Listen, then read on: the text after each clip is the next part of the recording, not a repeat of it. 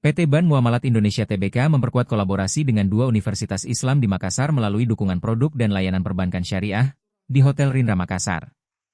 Dalam rangka Sinergi Roadshow 2025 Region Sulawesi, Maluku, dan Papua, Sulampua, Ban Muamalat memfasilitasi layanan virtual akun dan tabungan untuk Universitas Muhammadiyah, Unismu, Makassar serta layanan virtual akun dan co-branding kartu ATM untuk Yayasan Wakaf Universitas Muslim Indonesia, UMI.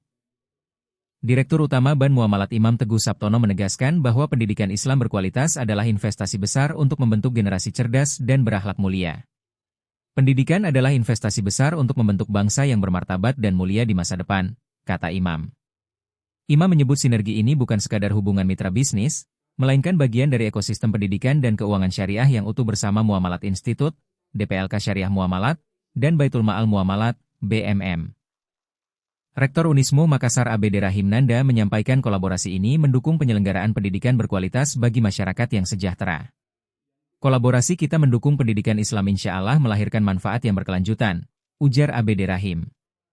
Ketua Pengurus Yayasan Wakaf UMI Masrurah Mohtar berharap kerjasama ini memperkuat semangat inovasi dan keberkahan bagi masyarakat.